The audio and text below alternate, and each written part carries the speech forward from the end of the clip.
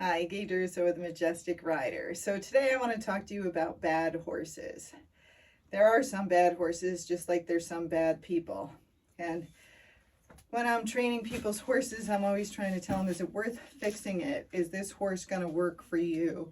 Or is it going to be too difficult? So when you're going over things like that, you really have to be honest with yourself on what your skills are, on if you have help, and are you a good rider? Are you going to stay on if that horse tests you?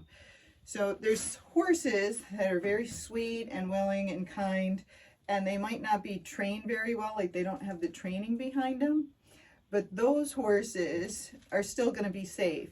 And then if you add training on them, they're just going to get better, and they're going to be great horses over time.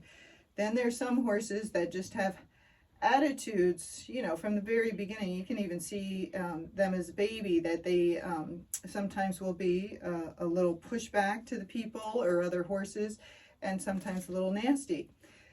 Those horses can end up being good horses if somebody stays on their case and trains them right and gets after them, but it has to be the right person. Somebody submissive who's going to coddle that behavior is just going to make that into a bad horse, and then the horse will probably be passed off down the line. And someone else will get it not knowing that's in that horse. So if you're getting a horse from somebody, I always tell people, like, go and try and see it.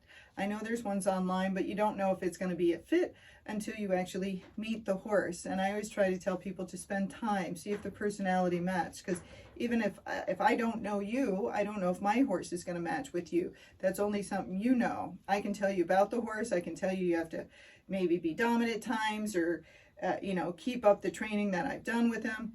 But if you don't, you spoil them, you run them towards home. When they act up, you just throw them in their stall and give them grain. Any horse can become very bad.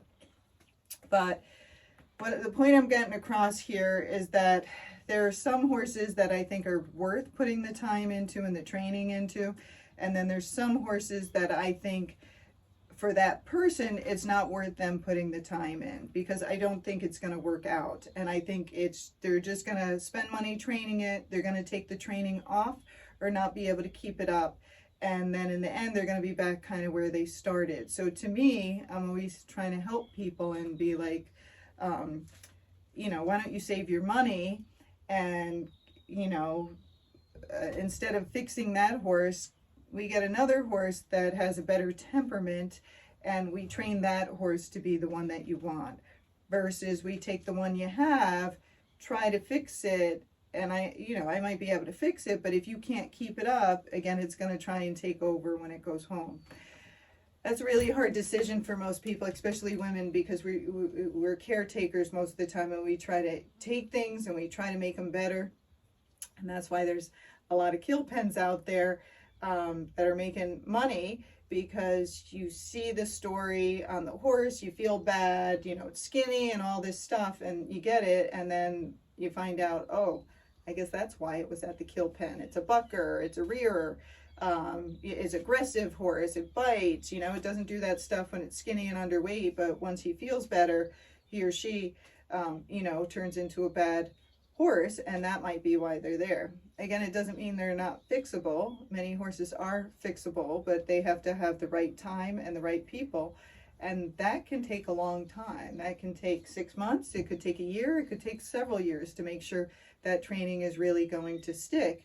And when you add that up on paying board, vet bills, vaccines, shoeing, and all those things, I've seen people spend lots of money that they didn't plan on spending, over $20,000, and you could take $20,000 and get quite a nice horse.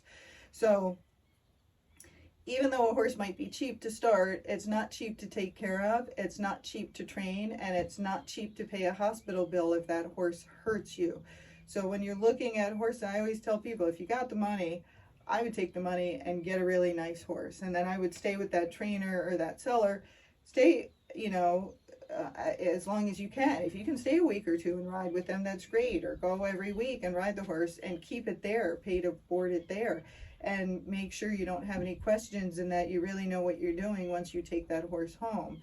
Because if you don't, and it has a bad temperament or it's not a good fit, then those things all happen later on.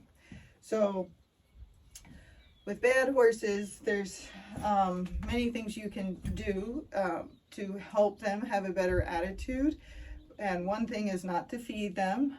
You know, don't give them grain, in other words, because when they're being bad, if you give them grain, that's a reward. So why would they be good if you're giving them food for being bad?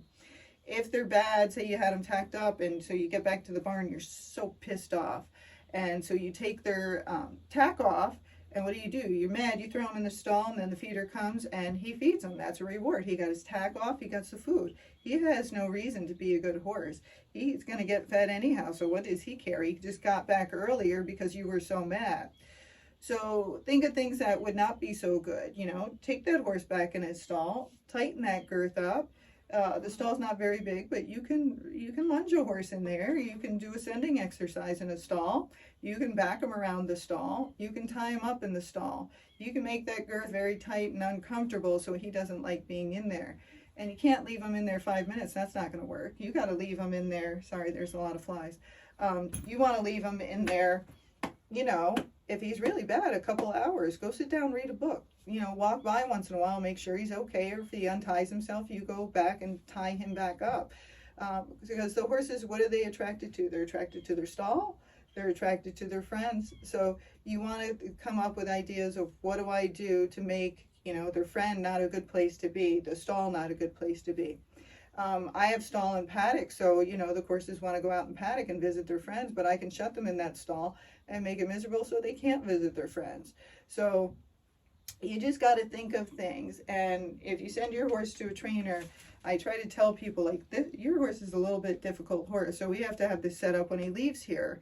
If you know, if you're not staying at my barn and staying in training, someone's got to help you at your place.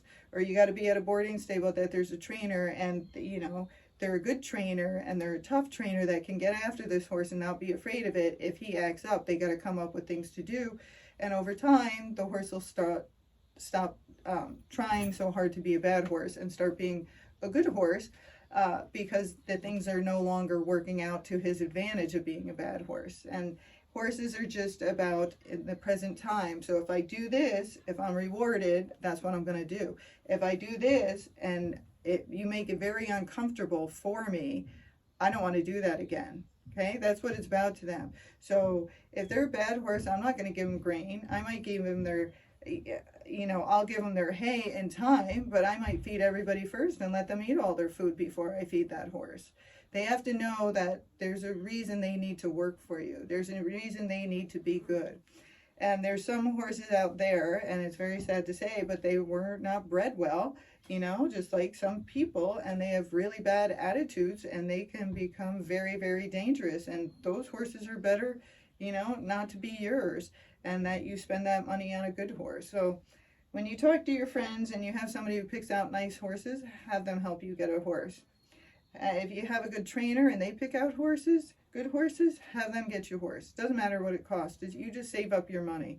And in the meantime, you could lease or just take lessons.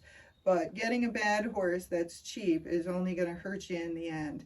And it's going to make riding very scary. It's going to make it very unpleasant. And it can hurt you. It can cripple you. It can kill you. Horses are dangerous. And that's why it's very important that you get ones that are kind and willing. They're much easier to train. You'll see some come into my training program and they go through it, you know, they're going through it pretty fast. That means that's a horse with a good temperament. And then you might see I have a horse and you're like, oh my God, she hasn't taken this one on trail yet. She hasn't done this one with it yet. And the other horses she brought in later, they're all passing it. That means that horse probably does not have a good temperament and it has some attitude problems. And I'm trying to fix those things first and keep myself safe and the owner safe. And so sometimes you have to take much longer to get those horses through it. So that's about it with, you know, good horses and bad horses. The bad horses, as they say, are a dime a dozen. They're all out there. You can find them like a piece of cake. Good horses are hard to find. Good trainers are hard to find. Good bred horses are hard to find. And so, you know, there's some sellers, all they have is good horses. And there's some sellers, all they have is bad horses. So you got to be careful. You really got to know what you're doing. It's worth paying more money up front than paying the money on the back end to try to fix a bad one. I would much rather have an ugly horse, one that's not my favorite color, one that doesn't gait as well, that has a good temperament, that's willing, kind, and is going to take care of me if things go wrong, versus a really pretty horse with lots of talent, that if things go wrong, that horse is not going to take care of me, or if it has the chance to take advantage of me, it's going to take advantage of me. So I know lots of people are looking out there and they want a certain color, a certain breed, a certain look, a certain gait. I don't care about any of those things. It's much easier for me to train a horse to do the basic arena stuff if it's willing to gait. It might not be the best gaited horse, but it'll gait and, you know, take care of that person. And you can make lots of horses look pretty with tack. You can make lots of horses look pretty by matching your outfits with them. They have hair extensions. You can put those on your horses if it doesn't have a long mane or tail. But what you can't do is give a horse a different mind. You cannot give it a different temperament. That's what it comes with. And you can mold things and you can try to make it better, but it's just like people. In the end, that's who they are. And is that something that you can deal with, or is that something you can't deal with? So I'll take an ugly horse with no mane or tail, with just a stick, shaved mane, can be all ugly and skinny. I'll take that any day if it's a good horse, good temperament, versus a really pretty, stunning horse, long mane and tail all the way down to the ground, awesome gait. You know, I'd pass on that horse in a heartbeat if I knew that other one was going to take care of me.